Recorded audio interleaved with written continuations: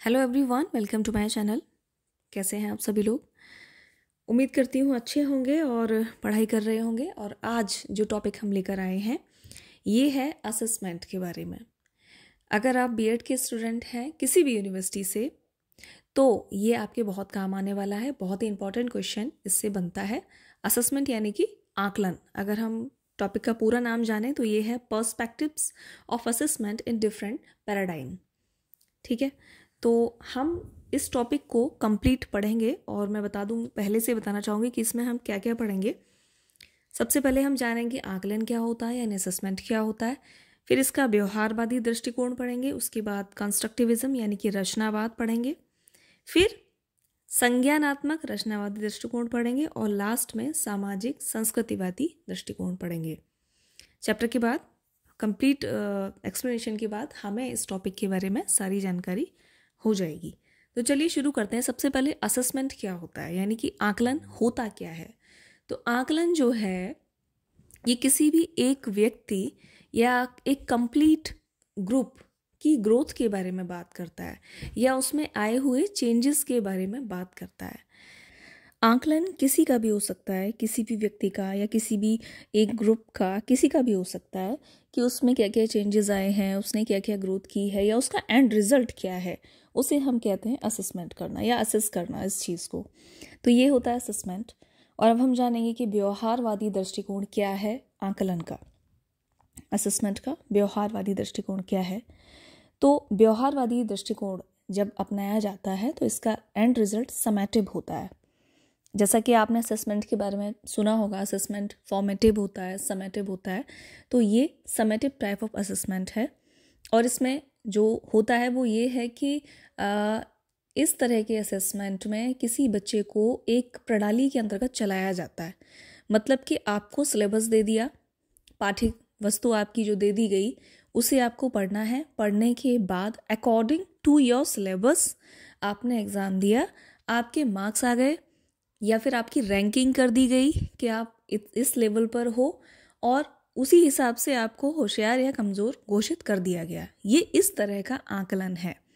इसमें ऐसा नहीं होता कि आप अपना खुद का दिमाग लगा रहे हैं। कोई भी छात्र, कोई भी व्यक्ति अपना खुद का दिमाग लगा रहा है, क्रिटिसिज्म कर रहा है या कुछ रचनावादी कार्य कर रहा है, वो या समाज से जुड़कर बात करके कोई रिजल्ट निकाल रहा है या उसके अंदर कुछ और टैलेंट हैं जो उसे उस पाठ्य वस्तु से अलग कर रहे हैं, इन सब चीज़ों को निष्क्रिय कर दिया गया। इन सब बातों पर कोई ध्यान नहीं दिया जाएगा। ध्यान सिर्फ दिया जाएगा कितने नंबर आए और कितनी रैंक है उसकी। तो ये व्यवहारवादी आकलन था और इसे मुख्य रूप से जेवी वॉटसन के द्वारा लाया गया था, इन्वेंट किया गया था। लेकिन इसमें जो व्यवहारवाद के आधारित अधिगम सिद्धांत जो थे उसमें प्रमुख योगदान बीएफ स्किनर का था। तो आपने सुना होगा पुरस्कार और दंड वाला इन्होंने जो एक प्रैक्टिकल किया था, जिसे हम उद्दीपक और अनुक्रिया वाला, संबंधन वाला प्रैक्टिकल भी कहा जाता है। पुरस्कार दंड वाला सेम है वो। तो ये स्किनर द्वारा किया गया था, तो उसके बारे में इन्होंने बताया था। अब आगे क्या है कि मैंने जैसा कि आपको बताया कि व्यवहारवादी मनोवैज्ञानिक जो थे उन्होंने जो अधिगम की संपूर्ण प्रक्रिया थी, अधिगम यानी सीखना, उसकी जो संपूर्ण प्रक्रिया थी उसमें इंसानों का अपना दिमाग जो होता है, सोचने की क्षमता, तर्क करने की क्षमता, समस्या समाधान की क्षमता या किसी इंसान का सामाजिक और सांस्कृतिक परिप्रेक्ष्य में जाना, इन सब चीज़ों को पूरी तरीके से निष्क्रिय कर दिया। और जो चीज़ सबसे ऊपर आई वो ये थी कि आपने मार्क्स कितने लाए हैं। आपको जो अपेक्षित अनुक्रिया जो दी गई है, अपेक्षित उद्दीपक जो दिया गया, उस पर अनुक्रिया आपने कितनी की है, ये बात जो थी वो इम्पोर्टेंट थी। और लेकिन फिर भी धीरे धीरे जो योगात्मक यानी कि समेटिव आकलन था, इसकी इम्पोर्टेंस बढ़ती गई और आकलन का उद्देश्य जो स्टूडेंट में अधिगम स्तर में डिफरेंस करना और उन्हें बहुत सारी रैंक्स देना बन गया। और रचनावाद जो था, रचनात्मकता जो थी, उसकी उपेक्षा होती चली गई। मतलब कि बच्चे में और क्या क्या टैलेंट है इस पर कोई बात नहीं करनी है। तो व्यवहारवादियों द्वारा सुझाए गए आकलन और आकलन के उपकरण मुख्यतः स्टूडेंट पर यानी विद्यार्थी केंद्रित बिल्कुल नहीं थे। ये पाठ्य वस्तु केंद्रित थे, पूरी तरीके से सिलेबस पर केंद्रित थे। साथ ही व्यवहारवादियों ने अधिगम के संज्ञानात्मक, सामाजिक, सांस्कृतिक पक्षों की भी उपेक्षा की और संस्कृति मुक्त परीक्षणों के विकास पर ध्यान केंद्रित रखा। फलतः अधिगम का उद्देश्य पाठ्यक्रम की समाप्ति पर लिखित परीक्षाओं में सबसे ज़्यादा नंबर प्राप्त करना ही रह गया। इसमें आपका अपना कोई योगदान नहीं था, सिर्फ आपके मार्क्स का था। तो ये था हमारा व्यवहारवादी दृष्टिकोण। अब हम जानेंगे रचनावाद या संरचनावाद, जिसे हम कहते हैं कंस्ट्रक्टिविज्म। सबसे पहले हम इसका इंट्रोडक्शन लेंगे, जानेंगे ये है क्या। तो रचनावादी विचारधारा के प्रवर्तक के रूप में सबसे ज़्यादा फेमस मनोवैज्ञानिक जो हैं वो हैं जीन पियाजे। इनको माना जाता है और इनके संज्ञानात्मक विकास के सिद्धांत ने पेडागोजी यानी मनोविज्ञान और अधिगम के प्रति व्यवहारवादी विचारधारा को चुनौती दी और व्यवहारवादी विचारधारा से अलग हटके मनोविज्ञान में संज्ञानवादी विचारधारा की नींव रखी। संज्ञानवादी यानी कि कॉग्निटिव का मतलब क्या होता है, जो हमारे संज्ञान है, हम जो महसूस करते हैं, जो सोचते हैं, हमारा अपना कोई जो विचार है वो संज्ञान के अंतर्गत आता है। तो इन्होंने व्यवहारवादी विचारधारा को एक तरीके से एक्सेप्ट नहीं किया और अपनी बात रखी आगे, कॉग्निटिव विचारधारा की बात रखी। और जीन पियाजे ने व्यवहारवादी मान्यता की, इसमें जो कहा जाता है ना कि बालक जो होता है वो केवल एटमॉस्फेयर, वातावरण से सीखता है, इसकी जगह इन्होंने कहा कि बालक के अधिगम में वातावरण के साथ साथ उसकी खुद की संज्ञानात्मक प्रक्रियाएं भी योगदान रखती हैं। मतलब वो क्या सोचता है, वो क्या करता है, उसे क्या क्या पता है, ये भी इम्पॉर्टेंट है। सिर्फ ये नहीं इम्पॉर्टेंट है जैसा कि व्यवहारवादियों ने कहा था। तो उन्होंने बोला कि ऐसा होता है कि संज्ञानात्मक जो प्रक्रियाएं होती हैं उनका भी योगदान है। वातावरण और मानसिक संरचनाओं के पारस्परिक अंतःक्रिया बालक के अधिगम में महत्वपूर्ण भूमिका निभाती है। मतलब कि बाहर क्या हो रहा है और बच्चे के दिमाग के अंदर क्या चल रहा है, दोनों चीज़ें आपस में कॉम्बिनेशन बिठाती हैं और तब बच्चा सीखता है, तब बच्चे का अधिगम होता है। ऐसा कहा किसने? जीन पियाजे ने। लेकिन इनके विवाद एक दूसरे बहुत इंपॉर्टेंट रचनावादी मनोवैज्ञानिक आ गए, जिनका नाम है लेव वाइगोत्स्की, और इन्होंने अपनी बात रखी। इन्होंने जीन पियाजे की बात को बिल्कुल खारिज किया और कहा कि बालक जो होता है वो केवल और केवल मानसिक प्रक्रियाओं और वातावरण की अंतःक्रिया से सीखता है। ठीक है। पियाजे से अलग वाइगोत्स्की ने सांस्कृतिक और सामाजिक परिप्रेक्ष्य की भी बात की। उन्होंने कहा कि बालक के अधिगम में उसके समाज और संस्कृति की भी भूमिका होती है। तो इस तरीके से रचनावादी दृष्टिकोण को दो अलग अलग विचारधाराओं में बांट दिया गया, जो जीन पियाजे ने कहा, जो वाइगोत्स्की ने कहा। तो इस तरीके से दो विचारधाराएं हमारे सामने आई। तो पहली जो थी वो थी ज्ञान रचनावाद यानी कि कॉग्निटिव कंस्ट्रक्टिविज्म, और इसके प्रसिद्ध विद्वान थे जीन पियाजे और ब्रूनर और गैने। इन्होंने सबने इस बात को माना कि हाँ ऐसा है। और दूसरा जो सामाजिक संस्कृतिवाद था यानी सोशियो कल्चरिस्ट पर्सपेक्टिव जो था, इसके प्रवर्तक और प्रबल समर्थक कौन थे? वाइगोत्स्की। सीटेट के एग्जाम में भी अगर कोई क्वेश्चन आता है जहाँ सांस्कृतिक शब्द का यूज़ हो रहा है तो आंख बंद करके हम टिक लगा देते हैं, किस पर? मनोवैज्ञानिक वाइगोत्स्की के नाम पर।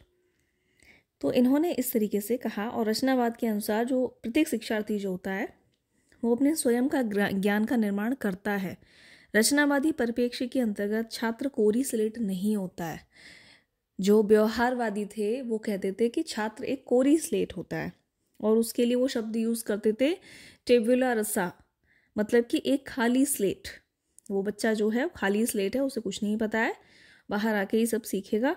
लेकिन रचनावाद में ऐसा नहीं है। उन्होंने कहा नहीं, अपने साथ वो पहले से कुछ अनुभव लेके आता है और उसके बाद किसी जो वातावरण है उसके सांस्कृतिक तत्व और पूर्व ज्ञान के आधार पर उसका नया ज्ञान बनता है। पहले से उसके अंदर कुछ चीज़ें होती हैं, ठीक है, और उन्हीं को निखारने में प्रयासरत रहता है वो। तो ये इस तरीके से रचनावाद कंस्ट्रक्टिविज्म की बात हुई। अब हमारा जो नेक्स्ट टॉपिक है वो है आकलन के प्रति रचनावादी दृष्टिकोण। यानी कि कंस्ट्रक्टिविस्ट व्यू ऑन असेसमेंट। ये क्या था? आपने आकलन के लिए व्यवहारवादी दृष्टिकोण पढ़ लिया, इसके बाद आपने जान लिया कंस्ट्रक्टिविज्म यानी कि रचनावाद या संरचनावाद होता क्या है। अब हम जानेंगे कि इसके रचनावादी दृष्टिकोण आकलन के प्रति क्या है। तो इसमें क्या था कि ये एक सक्रिय यानी कि एक चलती हुई प्रक्रिया थी जिसमें अधिगम भी चल रहा था यानी सीखना भी चल रहा था और उसके साथ साथ असेसमेंट भी चल रहा था। तो और उसमें हो क्या रहा था कि भाई आप सीख भी रहे हैं, आपका असेसमेंट भी हो रहा है और अब आपको आगे क्या सीखना है, आपके लिए आगे के अधिगम क्या हैं, इसकी भी तैयारी करना। तो ये काफ़ी लोकप्रिय हुआ क्योंकि इसमें क्या था कि बच्चे समझ पा रहे थे कि कितना सीख रहे हैं, क्या क्या सीख रहे हैं। तो इसमें जो असेसमेंट होता था उसमें बच्चों को पता चलता था कि उनके मार्क्स जितने आ रहे हैं, कितनी रैंक बन रही है, आपस में कंपैरिजन कर रहे थे लेकिन एक पॉजिटिव रूप में। और जो उनके मार्क्स आ रहे थे उसके निर्माण और उसको सूचित करने की जो प्रक्रिया थी विद्यार्थियों के अधिगम का निर्णय कर रही थी। मतलब कि कितने मार्क्स आ रहे हैं और उनको बताया जाता था कि तुम्हारा ये इतना तुमने किया है। रचनावाद के अनुसार आकलन के मुख्य उद्देश्य हैं कि विद्यार्थी के अधिगम को प्रेरित करना और उनकी शैक्षिक संप्राप्ति को उन्नत करना। मतलब कि उनका ओवरऑल डेवलपमेंट क्या हो रहा है। रचनावादियों के अनुसार जो एजुकेशन है, जो शिक्षा है जो उनको दी जा रही है, उसका जो तात्पर्य है वो बालक का सर्वांगीण विकास है यानी कि ओवरऑल डेवलपमेंट, यानी कि उसका बौद्धिक, शारीरिक, सामाजिक, कॉग्निटिव यानी भावनात्मक हर तरीके से उसका जो डेवलपमेंट हो रहा है उसका आकलन का उद्देश्य जो है वो होना चाहिए, ऐसा रचनावादी मानते थे। तो अधिगम के लिए आकलन विद्यार्थियों के अधिगम से संबंधित सूचना प्राप्त करके और उनका पूरा एनालिसिस करने की प्रक्रिया थी। कि मतलब सिर्फ ऐसा नहीं है कि बच्चे ने मार्क्स इतने लिए तो बस बात खत्म, नहीं, उसको एनालाइज किया जाएगा कि मार्क्स इतने हैं तो अब बच्चा और क्या करे, उसके क्या क्या उद्देश्य हैं, वो कौन से अपेक्षित स्तर तक ले जाया जा सकता है, उसको किस तरीके से उसे हेल्प दी जा सकती है।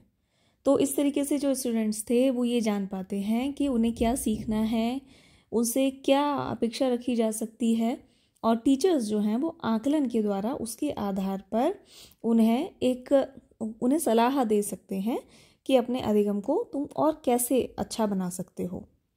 तो अधिगम के लिए आकलन टीचर के द्वारा यह जानने का प्रयास किया जाता है, मतलब इसके द्वारा कि विद्यार्थी क्या जानते हैं, क्या कर सकते हैं और उन्हें ये चीज़ें सीखने में क्या क्या कठिनाइयाँ आ रही हैं। तो ये हमने जाना इस भाग में।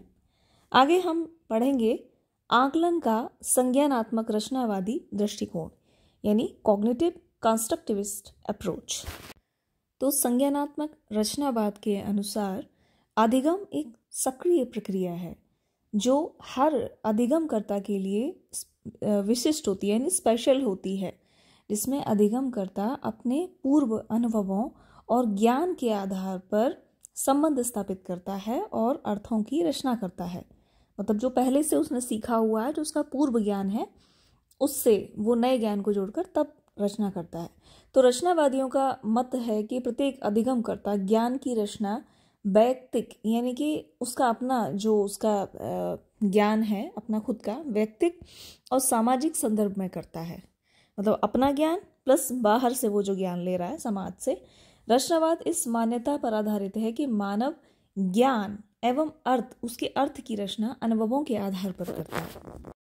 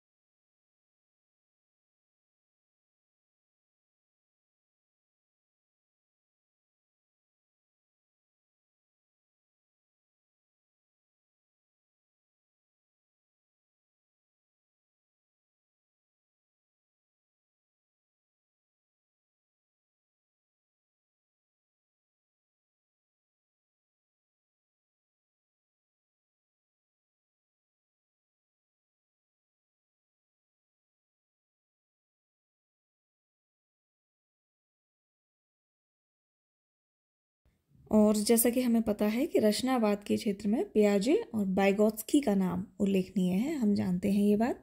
और रचनावाद का जो मूल है वो इन्वेंशन पूर्ण रूप से वो जीन पियाजे द्वारा माना जाता है। तो पियाजे ने रचनावाद के संज्ञानात्मक रचनावाद का विचार रखा, जिसके अनुसार ज्ञान की रचना सक्रिय रूप से अधिगमकर्ता द्वारा की जाती है। ज्ञान को निष्क्रिय रूप से बाह्य वातावरण से ग्रहण नहीं किया जाता। ये कौन कहता है? पियाजे। और पियाजे के अनुसार प्रत्येक अधिगम के फलस्वरूप अधिगमकर्ता की मानसिक संरचना यानी कि स्कीमा का निर्माण होता है। स्कीमा यानी कि हमारे दिमाग में कुछ संरचनाएं बनती हैं नॉलेज के साथ साथ, और जब वो नई परिस्थिति में अधिगमकर्ता पहुंच जाता है तो उसके अनुसार वह अपनी इन संरचनाओं में संशोधन कर परिस्थिति के साथ समायोजन स्थापित करता है। ठीक है।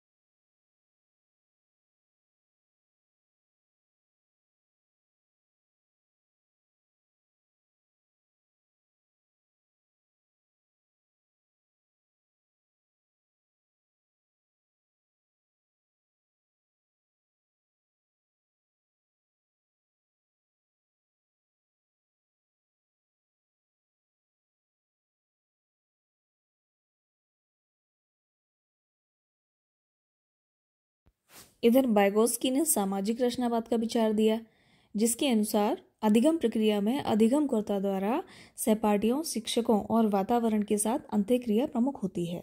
ठीक है। उनका ये मानना था कि अधिगम अंतःक्रियाओं पर आधारित है। रचनावाद भी अधिगम की प्रक्रिया के केंद्र में बालक को रखता है, और शिक्षक क्या होता है? वो सिर्फ एक अधिगम सुगमकर्ता के रूप में काम करता है, मतलब सिर्फ हेल्प करता है।